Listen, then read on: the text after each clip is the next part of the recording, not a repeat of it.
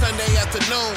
Nyo Weekly, lower in the boom. Step into the room on a Sunday afternoon, and it's Nyo Weekly, lower in the boom. Make some noise for your host, Nico. Lower in the boom. Make some noise for the OG. Lower in the boom. 950 Cav. Lower in the boom. And TJ Jones. Lower in the boom. Step into the room on a Sunday afternoon, and it's Nyo Weekly, lower in the boom. Step into the room on a Sunday afternoon, and it's Nyo Weekly, lower in the boom.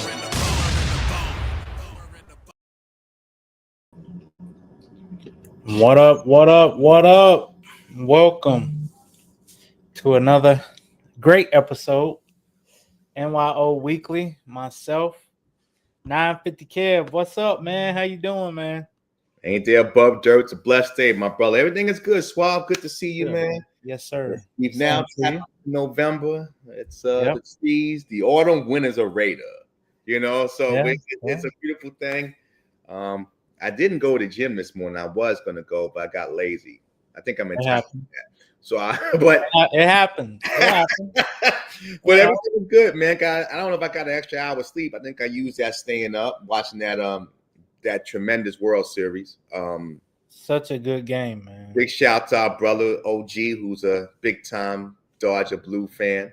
Back to back. That's what's up. I know a little bit about that in the baseball life. I never experienced that in any other sport, but I have in baseball. No, hey, I get it. Yeah. But everything is good, man.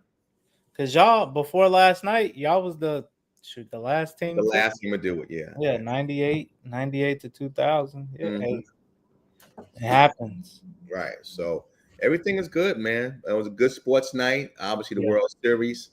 I'm putting together an article. It has midnight hit on Coach Prime. Is it time to Cinderella to go back home? Deshaun Jackson is doing at Dell State. The next phase of quote unquote celebrity coaches.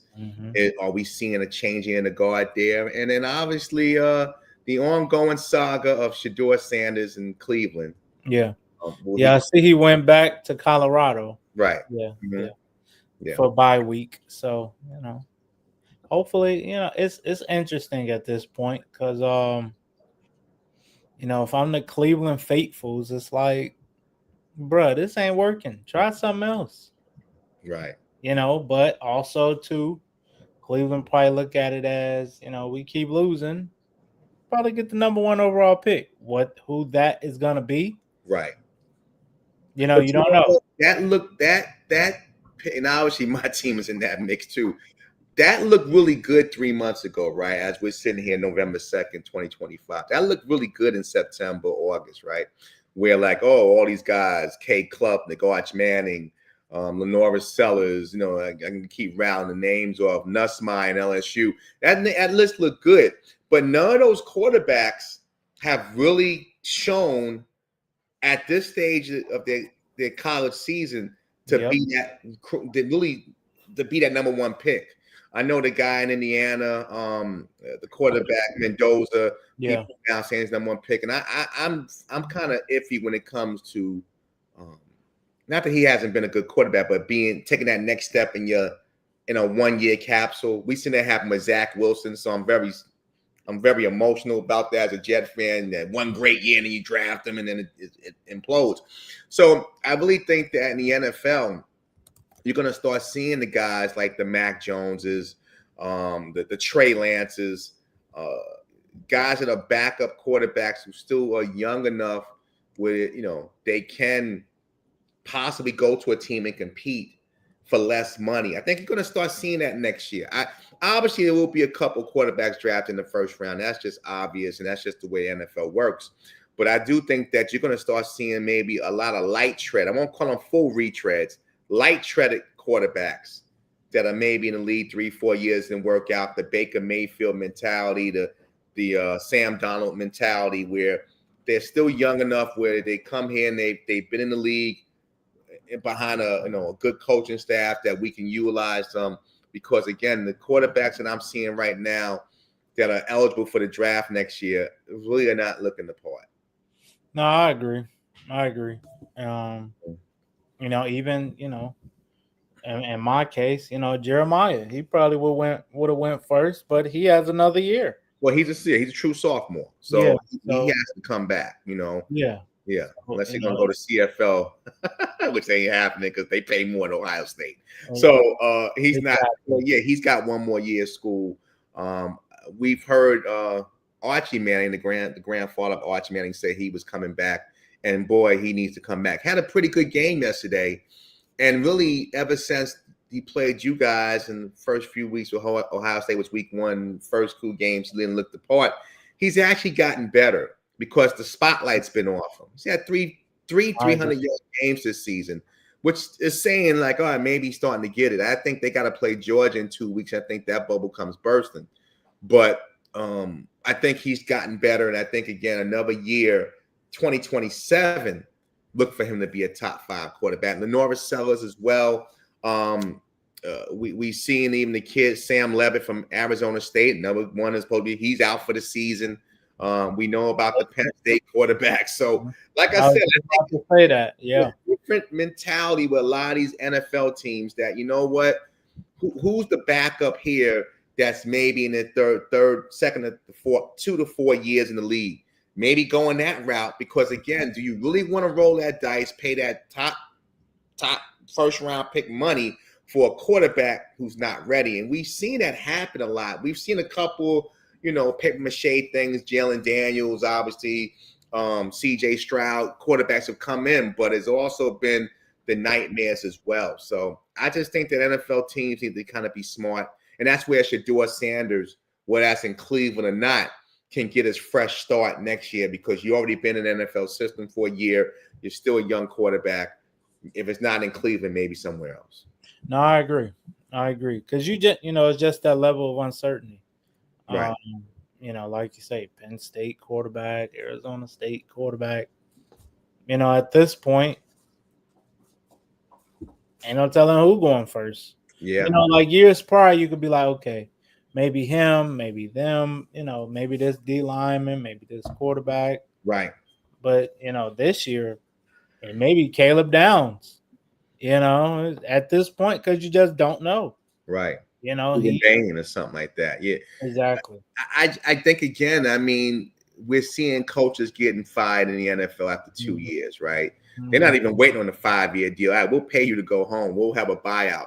So I think what we're going to have to start seeing is that, hey, if this quarterback's not ready to play now, and he's really not, we can't even really structure the offense around him, then we've got to go a different route. We've seen in the past decade, the model has always been get the quarterback in his rookie deal, but that's not necessarily working anymore. It's just not. So yeah, you can go get that guy, but if he's not ready to even be somewhat comparable to running an offense, then you're just wasting your time. And by the time he gets ready, and by the time he is ready, you'll be out the door looking for another job. So I think, again, we're going to see a unique thing because in July, August, early September, everybody's like, all these quarterbacks, teams just going to wait for 2026. The lottery is coming, but it has not worked that way. Salute my Dodger fan. Yeah. Back to back. Yeah. Yeah. Hey, man. That was, that game could be a movie in itself because every pitch, every hit, every base stolen mattered. I'm a man of a certain age. I try to keep these boys good looks, but I'm really old. I'm old as dirt, right? So from a standpoint, and this is probably more to you, O, do you think last night's the World Series in general was phenomenal, right? Every game was theater. You think a series like this and a game 7 like that, you think that brings baseball back? Because baseball's kind of been, ever since the 94 strike where they missed the World Series, they lost a generation, right? Where, if you're an older person, baseball traditionalists are always going to be there, but they lost something that I think they never got back. They got a little bit back with Sosa and McGuire, the home run race, but then they really never got that back. You think this playoff series and this World Series can get maybe the younger, more casual baseball fan to really kind of get involved again on a national level? The way it played out, yes. Because you had, like Swab said, you had a little bit of every. I mean, I'm sorry. What's happening, gentlemen? You had a little bit of everything in one series, and I can't recall another series that kind of went the way this went. You know, it was a normal first two games, then all of a sudden, all hell breaks loose when you get to LA. You have essentially you played two games in one night, then you come back. You lose, your back's against the wall, you go to their home. I don't know if anyone else knew that rule, because when the ball got stuck in the fence, I was like, oh, it's over. You know what I mean? But the guy knew the rule, he didn't touch it. Yeah. And that was a difference in the game. And in game 6 and game 7. That type of pressure to not to not even try to pick it up is unreal. And like we discussed, if it got to a game 7, anything could happen. Yeah. And I think, but to answer your question, I think it kind of piques the interest again, just because of how everything played out. It wasn't just a straight 7-game series, back and forth, back blowouts and this and that. It was a lot of drama the last couple of games, and I think tremendous. And a game 7 to go to extra innings, right? I think you kind of put that interest back. How much? I'm not sure. Now, and again, and then we were in the room, I think, after game, what was that, game 5, and it was 3-1. And I was like, look, this team is like Freddy Krueger, and it's almost apropos. You just passed Halloween. You got to put a stake in them. They just don't die. And again, they were down 4-0, I think. Something 3-1, something. Well, 3-0, 4-1. Yeah. You can't. That's one team. And Dave Roberts' Magic was right. He cemented his Cooperstown. They might well get the bus ready right now. Yeah. And it wasn't the superstars that won game 6 and game 7. Right. Yeah. The most unlikely hero. It was Rojas. Rojas put us in extra innings, and Will Smith took us over the top. Baseball been very, very good to me. Man, hey, dude. When they say he hadn't had a hit in a month, I was like, bruh, that was like that was his second home run of the second half of the season. His first one was in September. It was like Lupus from the Bad News Bears. Yeah. I caught it. But you said it would be a hell of a Hollywood ending for Kershaw. And Kershaw got his ending. Yeah, and had his kids in that. And listen, if you're gonna go out, that's going out in style. That's mic drop. Hey, there's nothing else for me to say. Next time. What more? What did he say? What more can I say? Yeah. Next time. I'm out. Yeah. Now I do feel sorry for Toronto, because y'all 0-2 against the West Coast. Y'all need to stop. Y'all need to stop. Leave us alone. We'll save that for our private conversation. we have some people who are very emotional when it comes to that part of it, though. But yeah, no doubt about it. But I will say, if you stop and think about it, my teams had a hell of a weekend. SC won a big one when they Nebraska thought they were I don't know what they were, all black. I thought they were the Raiders. They blew out black balloons. They have black concession people. I mean, they went all black. Like the logo, the name on the field, everything was black. I was like, oh, okay, y'all taking this to heart. Okay. That don't mean you're gonna have more black people in Nebraska, but that's the But yeah, SC to me is right back in the loop. One loss in the Big Ten.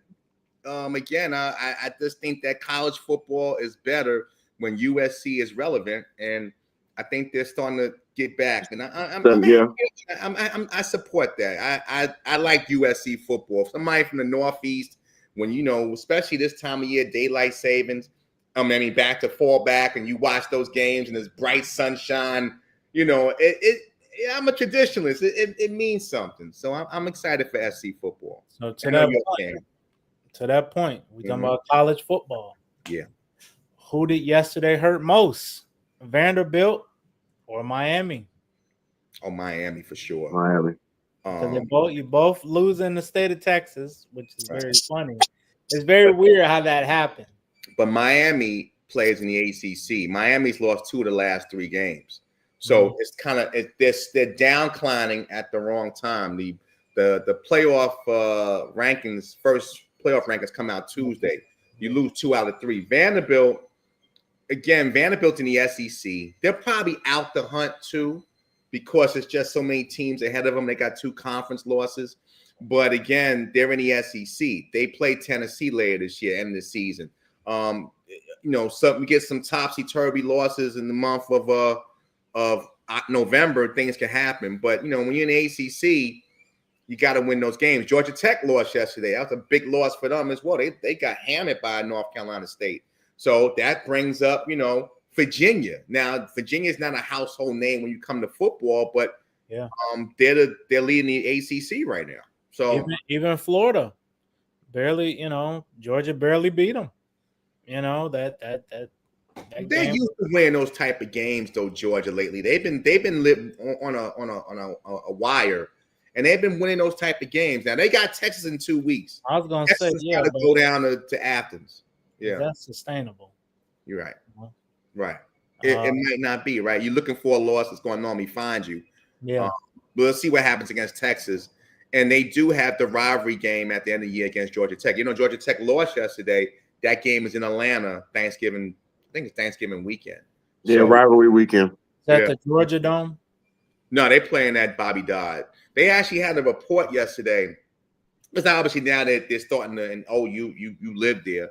Yeah. They're starting to, people are starting to pay attention to the Yellow Jackets, but they were going to move some of their big games to the Dome. Yeah. Right. They got Colorado coming in next year, and we'll talk about them in a minute if they even have Dion next year.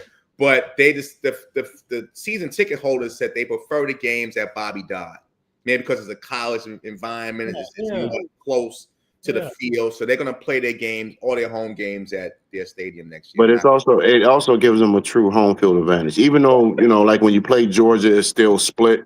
Yeah. But you're going to get majority of your fans for that game, and if it's at the Dome, it's might as well called a neutral site. Right. Mm-hmm. And you lose that little bit of home field advantage, however that's gonna go. So real quick, we got a question from Frost. He said, "Can you explain what you mean, OG, when you say the ball got stuck in the fence?" Okay, it was what was that? The 9th, 10th inning? Yeah. When he hit the ball, it was a fly ball, but it got lodged between the ground and the bottom of the gate of the fence. It didn't touch nothing else. It just went boop. So instead of bouncing off the fence, it got stuck. And instead of just picking it up and trying to throw it, they knew automatically there was a ground rule double and no one was going to score. Mm-hmm. But if you try to pick it up, throw it, you're not getting it out the gate. You either got to kick it out, or you're going to have to really pull it out. And by that time, everybody would have scored. And then I guess they call it out of play. So it's like if it bounces and then it goes over the gate, ground rule double. Mm-hmm. If he touches the ball's in play, right. So that was a smart thing because I didn't even know that rule. I had no idea of that rule. I thought if it's in play, it's in play.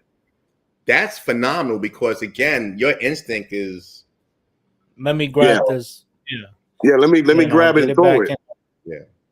So, let me get it back in the infield. Yeah. Well, it was a great game for the sport, and like for me, baseball is my first love of all. I mean, nobody would ever know it now, but it's my first love because we don't even in our rooms, we really baseball, right? Yeah. It's the most we've ever had convo on, but it's because the game just, they tried to speed up the game. It's a great game to go to. Hey, you want to go spend an afternoon out in the summer, have a few, the Suave would say a few glizzies and a beer. And sit back and enjoy the sunshine, but it just don't have the pop as basketball, football. But you get games like you had last night, you're bringing a whole new generation to the table because that was theater. Yeah. No, it was. Because I caught myself like, man, just every play was, it was needed. And then because I called after that game 6, after they won, I'm like, this is what you pay all this money for these guys to, this is what you pay, this is what we pay you for. And it's a sport that is more mental than physical, because you're talking about 7 months travel, 3 games in the middle of summer, back to backs, all that. I'm good friends with the guys who play with the Mets, and he says some mornings he wake up, man, it really took him a minute. It's what city am I in? It's that type of grind. So it's a mental grind as much as a physical. So, again, because baseball makes most of the super teams make their money local, the Dodgers, Yankees, they don't have to share that money. It's not like NFL where they have like national games and NBA. You're the Dodgers, you can do what you want. You're the Yankees, you can do what you want. You're the Mets, you can do what you want. You're the Cubs, you can do what you want. So these teams have that unlimited type money. And if they, focused on winning, like the Dodgers are, they don't mind writing them checks. And the victor go to spoils. I will say that new ownership, boy, is looking mighty nice for the Lakers now. He didn't got 2 back-to-back rings and don't care about spending money in the luxury tax. Is that who now owns the Lakers? Same guy. Yeah, that's the same guy. Okay. Same group, him and Magic. Oh, y'all gonna be all right then. That's how Magic's back in. Like, they try to get me out. Now I'm back in. Now I'm back and I got control. Yeah. But no, man, that game, like I say, could be, a movie in itself. Mm-hmm. Yeah, that whole series. Yeah, that series was I don't know. That was one of them. I can't even think of nothing close to that in any sport. No. I can't think of nothing close to that in the 7-game series. Yeah. No. And then, I'm sure what's my man name for Toronto? If you would have just, not been so eager in game 6 trying to get the third, and third ain't even leaving, hypothetically you might win that game. It's you can second guess a lot in this series, but it's a situation where, like, I and I know O was like, damn, 3-1 going. And I've said this a lot to folks, and I've getting a lot of heat. I don't think baseball home field advantage means as much other sports. I just don't. You can get your 27 outs, no matter what color jersey you wear. And I think the Dodgers are a team that's just, they're battle tested. They don't crumble. Listen, they got that. There was 2 outs in the 9th. The champagne was chilling in the Blue Jays locker room. They had the shirts written up. They already had the network cues and everything, and boom. And the bases was loaded. Yeah. I'm like, bruh. So you just, like I said, it's a special sport. It's probably the only sport in the world where if you 3 for 10, if you hit the ball 3 out of 10 times, you're a Hall of Famer. Think about that. You like 3 out of 10 misses, 7 misses in any other sports. Like, man, you a cornerback, you get toasted 7 times a game. Baseball, you get 3 hits a game, you are a Hall of Famer. It's not that you got the hits. It's when you got the hits. Yeah. Like Rojas. I know his name now today because he hit the home run to tie the game. No.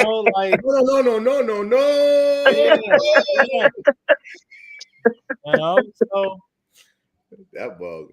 And I don't even feel. Guerrero, he tried to punk the Yankees when he won. We have an announcer here in New York named John Sterling that's always like, Yankees win. He's been doing that for like 30 years. And then Guerrero was, Yankees lose. And he was trying to clown us. Well, he was the last one in the dugout. Yeah. He wasn't, and he can say, the Blue Jays lose. I don't want to hear it no more. I like him. He's a great ball player, but you can't be clowning people and then, because it's going to come back if you don't take care of business. Yeah. Now, what about the other game last night that I think is something to talk about? And I mentioned this earlier that the Suavo is Colorado. And your home state team of Arizona put boot to ass. People are asking the question this morning is, the Gremlins, is it midnight? for Prime because they've given up over 100 points in 2 games, right? I don't care how much you love Dion and what have you. If that was any other coach in America, they be saying, "Yo, it's time to go." Time to go. Yeah, it's time to go. I mean, honestly, if we're gonna just be honest and take the name out of it, like you said, if any other coach did what he has done in his 5th year now, 3rd year, third year in Colorado, 3rd year in Colorado, 5th year in college, period. We'll be saying, bro, you can't coach. You can't. Okay, no, you can't coach. It's not that you can't coach. You cannot win the big games, and all of a sudden now you can't win no games. Yeah. And what you quote unquote got the number 1 quarterback in his draft class. They did play him a little last night, Juju Lewis.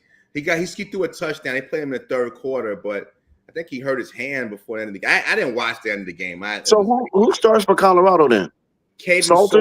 Salter starts. He's the transfer from Liberty, and I obviously watched a lot of Liberty football, but he was very close to going to Syracuse. It was Syracuse and Colorado. He chose Colorado, right? Because Colorado's got the exposure. Probably gave him a little bit more money. NIL. I think he's getting like about $500,000. Now, I think you can throw the ball for $500,000 away. You might have some eligibility. Oh, they're gonna give you 5 because the kid is just. And I don't know. It's got to be something between his ears because when I saw him play, and obviously Liberty is not Colorado. Right. But you don't not learn how to throw a football or, not to hold a ball when somebody's tackling you where you can get it stripped. It's little things like that. You don't deprogram yourself not to know. So it's got to be between his ears and maybe the pressure of playing at that pressure cooker of Colorado. You're on national TV every week. People are dissecting you. There's people who love the Buffaloes and more people probably hate the Buffaloes. So you're in a situation where it just seems like he's really digressed, and it doesn't seem like the coaching staff is putting these kids in good positions.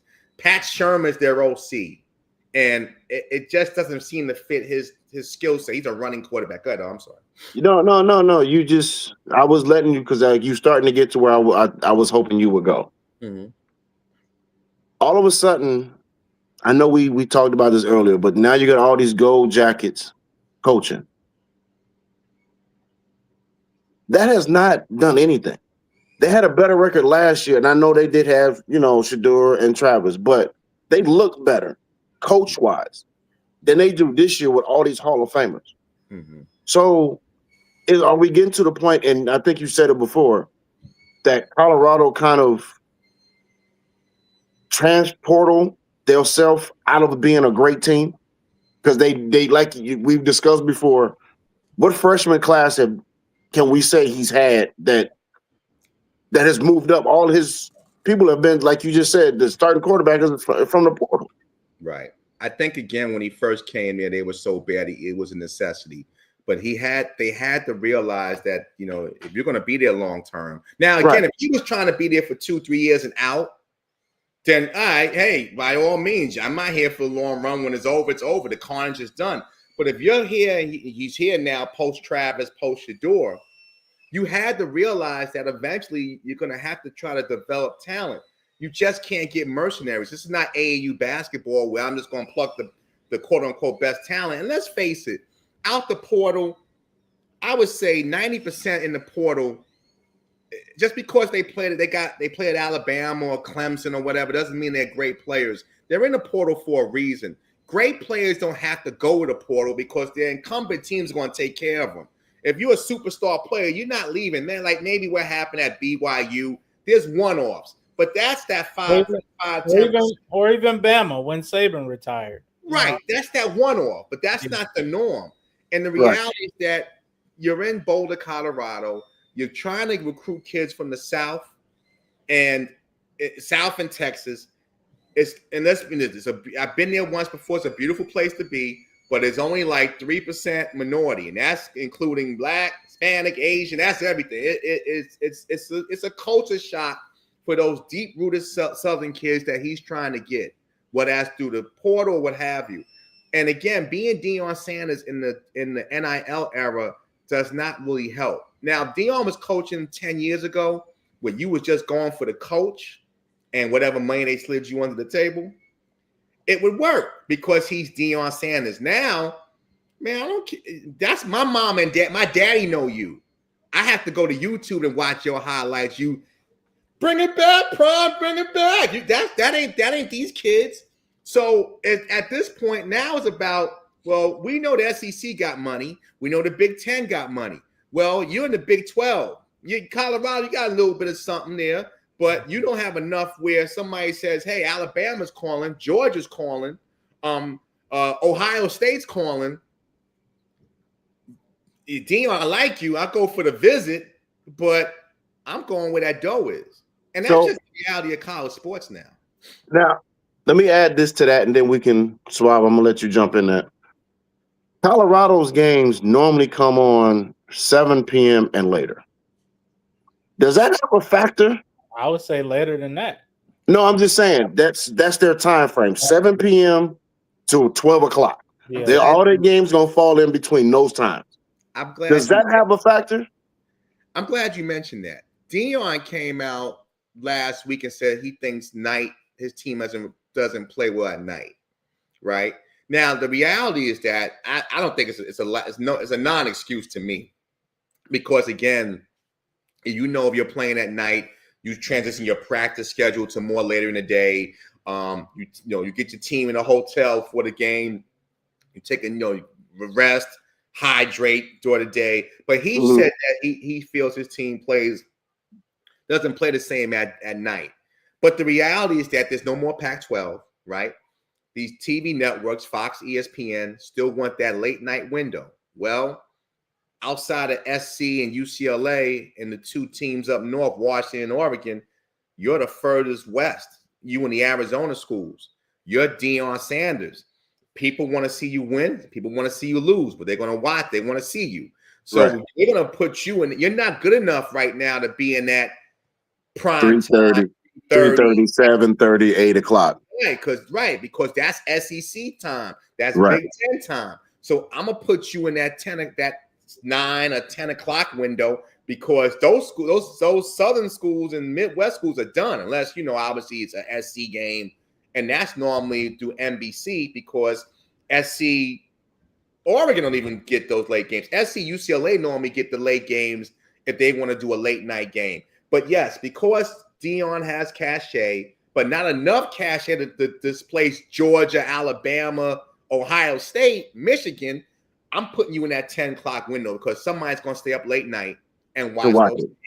And that's why he's there. So, hey, listen, get used to it, because that ain't going to change. And now, again, it's funny because now next week's game, they play West Virginia. That game is not even on late night. They're at West Virginia. Now, normally West Virginia's an East Coast school. That would be a 3:30 game or a 7 p.m. game. You're not going to play a West Virginia game 10 o'clock at night at Morgantown, West Virginia. Yeah. So that game is now at noon on TNT. So he's not even on the main networks anymore for this game, because they follow the viewing trends. So we as Deion, but listen, in my midday, in my day window, the big networks say, no, I got to go with the big boys. I got to go with the Georgias or the Bamas, Tennessee, Ohio State, Michigan. Now Indiana's even stepping into that. So you go on with those schools, but they're on TNT. They do Big 12, but it's a noon kickoff, I think. But that's not ESPN, and that's not Big Fox and stuff like that. Okay. Mm-hmm. Yeah, they better be happy that the game was supposed to be on Big Fox. They better be happy if baseball win Game 7, and that Game 7 moved them to FS1, or they would have been on Big Fox. So they got a break. They better thank the Dodgers. Deion need to call Magic up. Thank you. But again, I'm like most folks. I root for Colorado. I do. I want to see Shador play in the league. I'm sad to see Travis on injury reserve. But the reality is that it seems that college football is a different game than pro football. It's not the same game. Different ball game. And just because somebody excelled as a player necessarily doesn't mean they're a great coach, right? So, and really, in most cases, great players don't make great coaches because they would just, it was easy to them. The game's not always easy to people who if you're trying to say, why can't you do it? I did it, but they're not you, so they can't do that. So I think again, I think he'll be there next year if I had to pick it, but he's going to have to make wholesale changes. Like his boy, who's the linebacker coach. I don't know if y'all saw some of the game, the highlights. This kid from Arizona went like, it was almost like watching, like, remember the Jetsons when they had the football and the guys on the wheels? There was this guy, he went through 7, I kid you not, 7 defenders, Colorado defenders, untouched, like for 60 yards, like zigzagging. And I'm like, nobody touched this kid. Nobody. It was embarrassing. I mean, it was to the point where, and it was homecoming too for Colorado. So that made it even worse. So, again, Deion got to do something, and because now it's blood in the water. And let's face it, these other schools are like, yo, we coming for blood. And now with the one transfer portal, is it impossible to kind of root out what you have now? Would you just have one portal to bring in more fresh talent because you already packed in so much, you don't have enough time to get it out to get new one in? I think if that makes sense. Talking about Colorado, but I think most schools, even like Syracuse, is having a rough year. I think most schools know 75 to 80% of the kids they're bringing back. Because remember, people don't understand this, and this is maybe for the casual.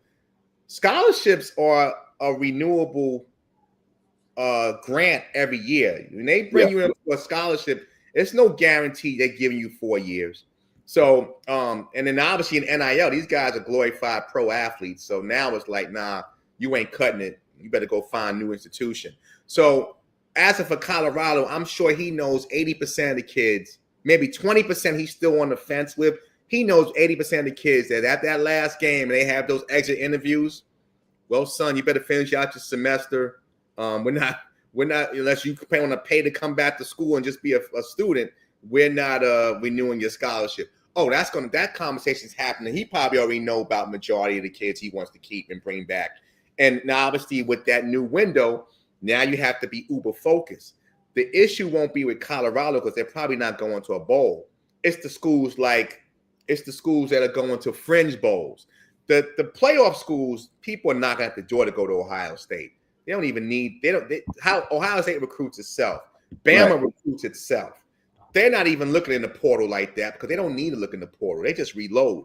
But like if you're going to like the Blue Bonnet Bowl or some 6-6 bowl, I gotta focus on this portal. I don't this bowl game to get a free watch and a rubber steak, a rubber chicken dinner. It's not doing me nothing. You get the extra practices, and so it used to be back in the day if you play in a bowl game, you get those 15 extra practices. So now if you had, this is the old days, you had kids that didn't play much. You're outgoing seniors, but you have kids you want to get a jump start into spring conditioning. You use the bowl game to be that launch pad to your next season. Now it's like you're going to start seeing, put this way, and I'm going to pass it. You're going to start seeing a lot of schools who are in that 6-6, 7-5 range, and the money's not really big at the bowl games, like a mid-level bowl, a weeknight bowl. You're going to see a lot of those schools start passing on going to those games because it might just cost them more money to play in the bowl game and not might be valuable because I got that one portal window. And if I want to use that portal window to my advantage, I can't focus on practices unless you got a really good staff that you say, hey, you know what? I'm going to take 3-4 guys and work this portal thing on the field practices, and then we'll collab, and fill each other in. Unless you have that type of confidence, I can start seeing a lot of these mid-level schools that feel they can win the portal, like for instance, a Purdue or a Mississippi State, a school that's in a big conference that feel they can get a couple of guys that can get them over the hump to be the next Vanderbilt, to be the next Indiana. I can see those schools saying, you know what? I'll pass on the Pinstripe Bowl.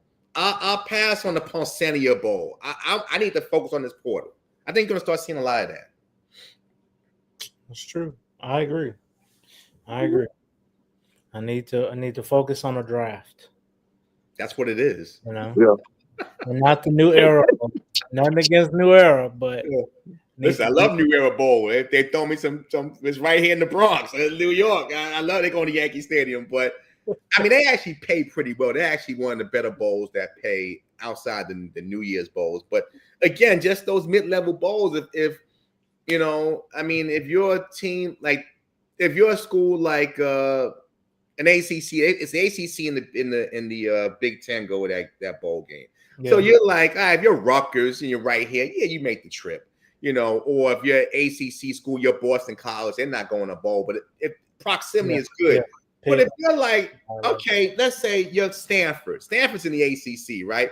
Does it really make sense to go to the Pinstripe Bowl across country? You know your fans ain't traveling unless you you might have a little alumni in New York. But it doesn't really make sense. Does Illinois look at it and go, yeah, you know what, let's go to the Pinstripe Bowl. We felt we could be a playoff team, or should we just like, all right, we're going to decline that and we're going to focus on the NIL situation? I don't know. Most of these schools lose money. So if somebody's offering you $1 million, maybe you make the trip, even though you're going to spend about $600,000 on travel. But maybe that $400 means something to you. I get it, but I just think that you're going to start seeing that. And I think college football is to blame because they've gluttoned themselves. They've really made it into a NFL model. No, hey, I'm with you when you're right. That's a good one. I'm with you when you're right. When I'm not right, you just you just not. You on your own, partner. Let you go. I just let you go. That's how you feel.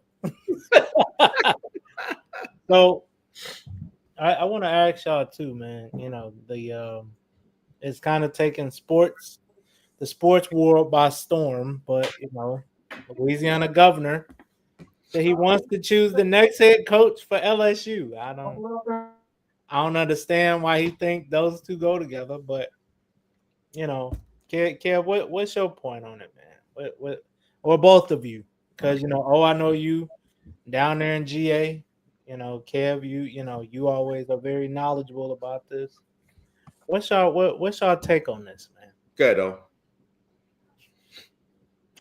I will say this. The times that we're in right now, yeah. And if the governor has to make those decisions, that's a problem.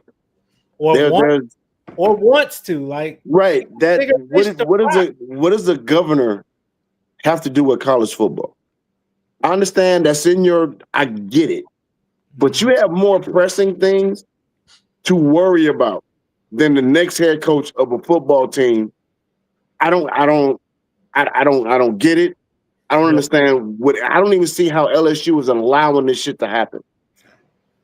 Well, I can touch on that. Right now, LSU doesn't have a president, right? They get state funding. So the governor is involved because obviously somebody went to his office and said, we got to get rid of Brian Kelly, right? Brian Kelly has a $56 million buyout. So without the president of the school, I think the governor gets in place. Like we hear, like, you know, when these state schools, when they don't have a president, the governor elects the president of those state institutions that they help fund. So remember Ed Ogeron a couple years ago was the head coach, and he had a $19 million buyout. So that means this AD in less than 4 years has done $75 million worth of buyouts. And that's just the head coaches. That's not assistants. That's not OCs, DC. So we're talking about over $100 million. So probably the governor, while yes, he's got much more pressing issues, money matters. So if I'm writing checks for your university over $100 million over the last couple of years, do I really want you to pick the next coach that you 0 for 2 on, and we now got to pay another big salary and more premium coaches? It just tells you how much money they're making, right? Because nobody's writing those type of checks and not making that money. But the sad reality is that the governor, not to make this a political conversation, but the governor is a Republican. He's even come on record saying maybe I should let Donald Trump pick the next LSU head coach. And we laugh at it, but it's halfway. I can see Trump I can see we laugh at it, but I can really see it happening. Because again, the people who are funding this are corporate billionaires that are all in the same circle, that golf at the same golf places, that do all the same things, and having conversations about head coaches because they had the right to check. And even more in this new day of NIL, where now if I got to go get the 5-star, I got to write him a check for $3-4 million. Somebody's fitting that bill. So the money matters. And since that came out, the AD has stepped down, I believe, at LSU. Because again, you're toothless now. Like when people start saying that, you can't even do your job. You know, nobody's even respecting you. Like, oh man, please, you governor just clowned your ass. You just all you're gonna be doing is just adjusting the mic at the press conference. You're toothless. So I believe he stepped down because again, so they'll be hiring a new AD, but I just think it's a mess when political, even though we know it happens behind the curtain, but to put it on Front Street, I'm not a fan of that. But it does happen more times than we want to discuss. Mute, you're on mute, OG. Sorry about that. How does a university not have a president? How is that possible? Yeah, maybe I haven't dug too deep in that. Maybe he resigned or retired, and they just haven't hired one yet. Like Colorado just did that, like I think 2 years ago, and they were but they had a transition in place. So maybe, I haven't really followed that part of it, but like Jackson State, from on a much lower level, they change presidents every 2 years, like somebody else taking over that. We understand why that happens. That's no secret. We understand why. Yeah, why most HBCUs changing presidents every 1 or 2, maybe 3 years. We get that. Who's attended a fine institution in the state of Texas, you know firsthand. I was in 2 years and we went through 2. Damn. Yeah. Y'all was doing 1 a year, huh? Hey, bro, the money was not the math, as they say. The math was not mathing. Yeah. Oh, damn. Okay. Well, we're gonna see how this goes. I'm sure y'all did too. Saw Ryan Clark speak out about it. It's gonna be interesting to see how that happens and what happens with Ryan Clark. I saw that. What's my man? Who was ripping that Dion at one point? Asante Samuel, I think it was him, was saying he's not genuine. He's always just looking for an opportunity to boost his profile. Because people were saying, well, how can you come out another black man? And he's like, it ain't genuine. I don't know. I mean, again, I haven't really followed it so much, so I reserved from really commenting on it. But it's just, I just said, I don't understand how Ryan Clark is always in these situations. He could be completely right, and I don't know if he's right or wrong, but it just seems like he's always in confrontation with folks. Or why are people so eager to come at him? Or they just is people that jealous, or is it that he's just that bad of a guy? I don't know what it is, but I just know, like, where there's smoke, there's fire. Like, when everybody's coming at you, like, damn, like, everybody? Like somebody new every week, though. Isn't he handpicked to be to be the next face of ESPN? He was. I don't know if that's still the case, because every week he got an apology thing happening. He was right, because this is what I was telling you guys just from some channels. I know that Stephen A was serious about this political thing, and he was the heir apparent. I don't watch a lot of ESPN, but I don't see him a lot. He's still on there, but not as much as in that lead role. At one time he was kind of filling in, that they were grooming him. And now it's just more back to his original role, like goes on the morning shows, and I see the YouTube clips of him on First Take once in a while. I don't know anymore. I don't know. I think you're a lightning rod. It's hard for a network that's trying to be squeaky clean, run by the mouse. Well, I mean, their present guy is not squeaky clean. He's a lightning rod too. So I think that's what they're looking for. I mean, to be honest, it keeps them relevant. It keeps people talking about them because there's always something going on with either one of them two cats. That's true. I just think they, like we said before, all publicity is not bad publicity. You need it sometimes, no matter what it is. That's true. I just think ESPN is at a point now that they ran that playbook so much that that's the only playbook they know. But that's it as well, OG. It's like, just like, and I put this in a different form. Just like it's a girl, that she can get away with like the way she move and do different things, but that next chick can't do that, right? Like, man, why? How come she can just like get what she wants, but everybody's not privy to that same thing. Case in point, Stephen A is in a situation where I think he's kind of he's untouchable at this point. He's kind of a made guy, right? Mafia talk, right? He's a made man. I don't know if Ryan Clark's a made man, because Stephen A says a lot of crazy stuff too. Charles Barkley says a lot of crazy stuff too. There's a lot of people who say things that some folks have to, hey, I apologize, or they get removed from, these major platforms. So I don't know if Ryan Clark, maybe that is the playbook. We know it is, but I don't know if he's got the cachet of Stephen A where it can just be Teflon. I mean, don't forget, it took Stephen A minute to get to be a Teflon Don. Oh, yeah, so, a lot of minutes.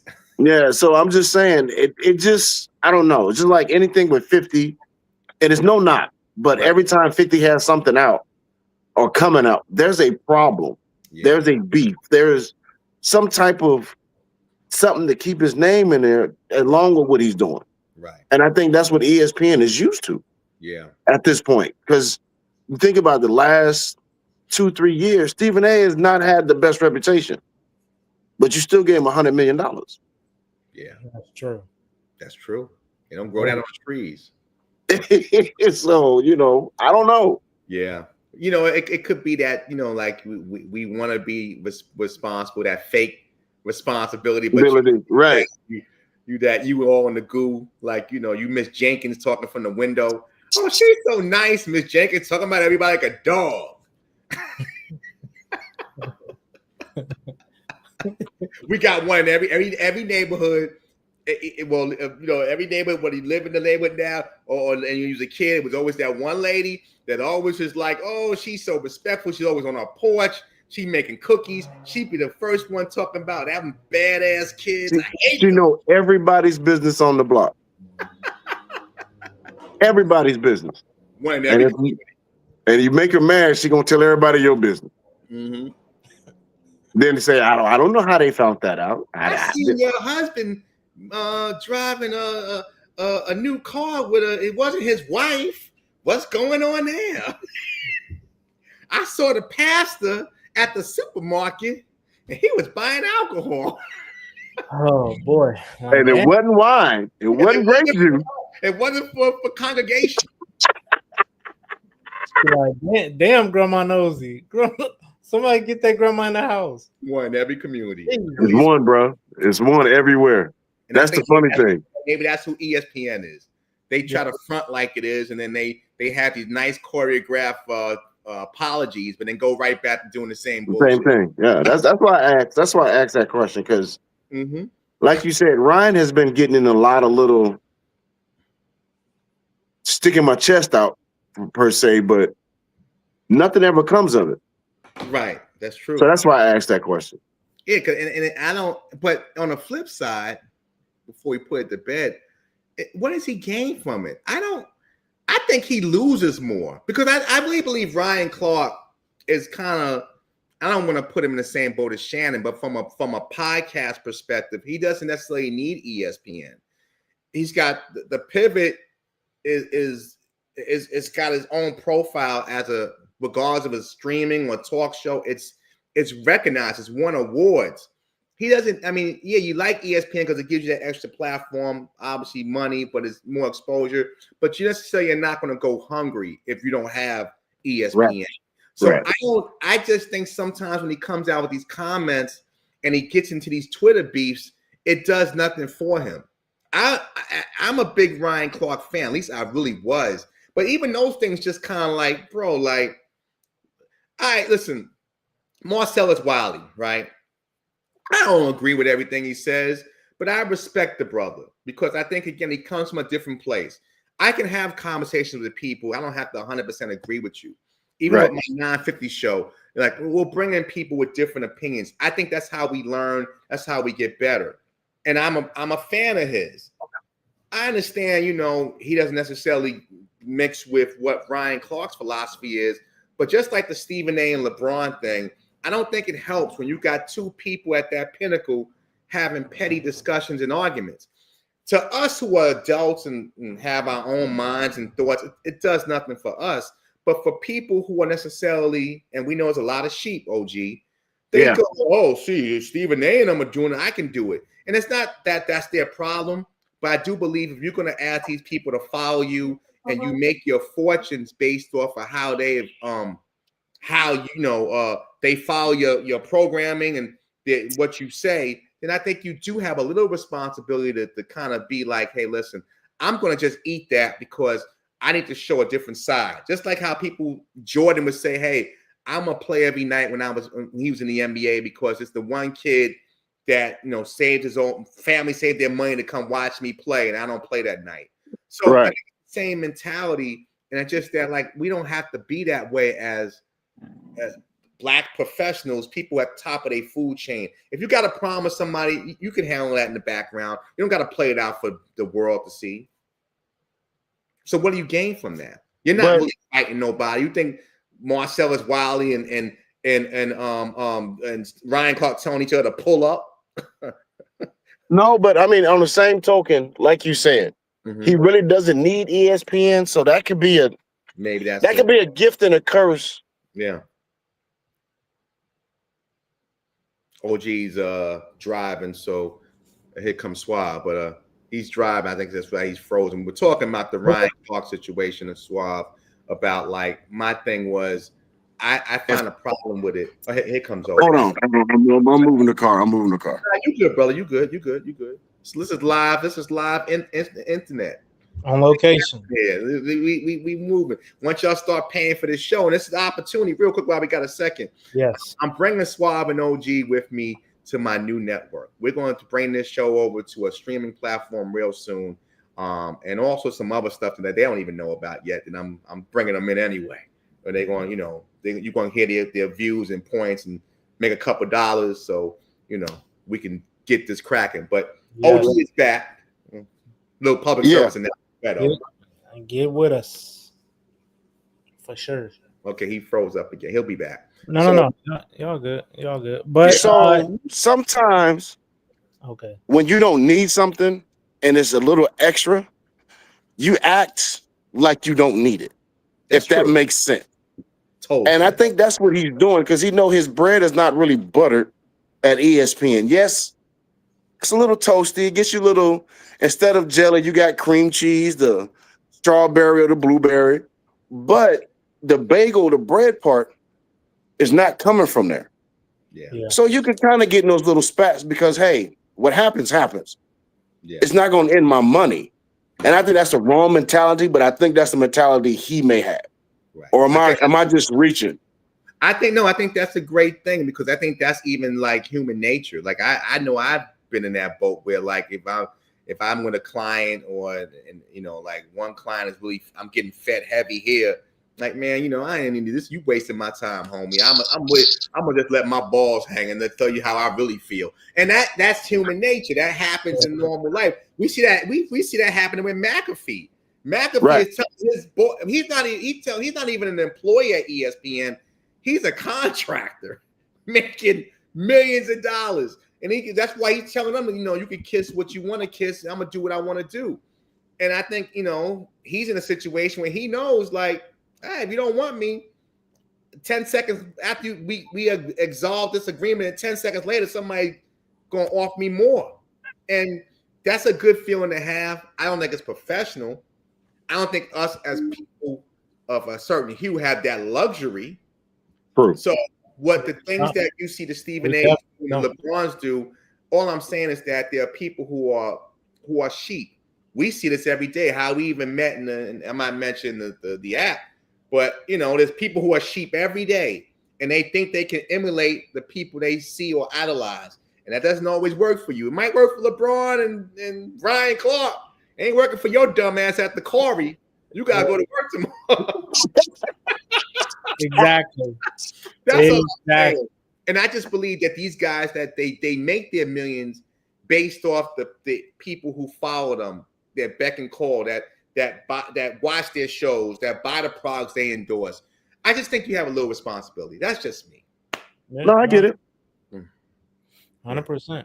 So, real quick, fellas, before we get out of here, Kev, I know you probably not watching today. It's beautiful sunshine in New York. It's a bye week. It's a bye week, so he watching. It's a bye week. I don't think he would have watched even if they were playing. I'm gonna watch next week's game because it'd be my luck that they play that Dylan Gable steps on the nail, and then Shador starts. Now my loyalties get split. That's just the life of a Jet fan. Watch he plays next week because they're playing the Jets. I know what's going to happen. Dylan Gamble going to slip in the tub or something. Oh, Shador Sanders is starting. Like OG's cornerback. What happened? Oh, he got a concussion. Oh, how you get a concussion at home and go on IR the next day? What kind of? All right, I'm done. That makes no sense. None. But I wanted to ask y'all, what do y'all think is the game of the week? Or what's your game of the week? You got Chiefs, Bills. You got Seahawks, Commanders. Cardinals, Cowboys. You got Steelers, Colts.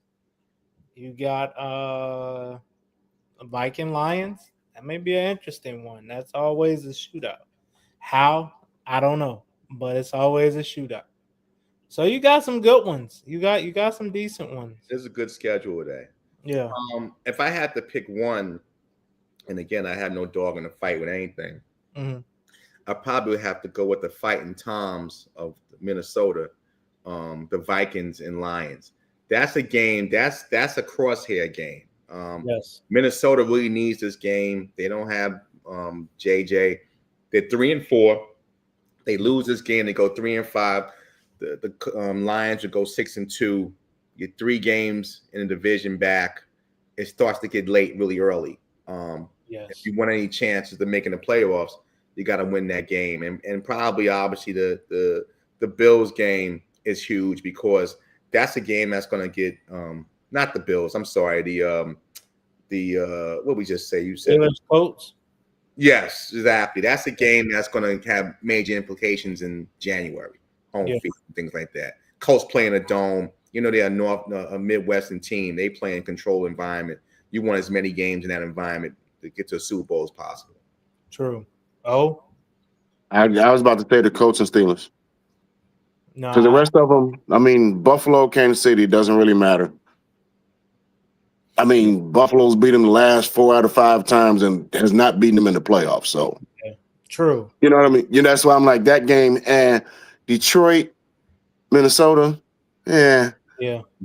But that Pittsburgh, I mean, we've been talking about it because we do have a couple of people that root for in that division. And if the Pittsburgh loses another game, Kev, you've been calling. If they lose another game, everybody's back in that division. So, and we want to see if maybe the Colts or who they think they are. Yeah. This might sound bad, but I'd rather watch that one. Which one? You sound like me. You sound like me now, man. All right, hey, no. I would just rather watch it because I know that's a better game. Yeah, the Pittsburgh when Pittsburgh, they played themselves because when Lamar and them boys was out in Baltimore, they had a chance to run away and hide in that division. Now it's too late. I think they're 2 games out. They lose today. Their game behind, the lead is gone. I think Baltimore's still going to win the division. I was telling that to Myth. I'm like, I know, you Captain Panic, but Pittsburgh's not going to run away and hide. So as long as you're within the 3 games and you got to play them twice, you're right there. And now it's like, if Aaron Rodgers is who the Jets, this is the Jet version of Aaron Rodgers we're starting to see now. Thank you. Welcome to my misery. So I just think that Baltimore's still going to win that division. Cincinnati's still in it, but I think losing to the Jets last week was huge for Cincy. If they would have beat the Jets, they'd be right back in it too. So I know that hurts Erica's feelings, but so they're still in it though, mathematically still. Even Cleveland's still mathematically alive. So this just in, the Bears are down 7 already. 98-yard kickoff return. Ooh. What's his name? Charlie. Let's go Dodgers. Yeah, Charlie Jones. Yep. Oh, Charlie Jones from Iowa. Yeah. Fastest white boy I ever seen. Damn. He quick. Yeah, he quick. Yeah. Quick. Yeah, apparently 98. Somebody in his family was messing with somebody black down the road. That boy moved like a black dude. Here you go. Well, with that being said, we appreciate y'all for always. Somebody was hanging around the chicken coop. Yeah, okay. We really gotta get out of here. All right. See y'all next week. Peace in the Middle East.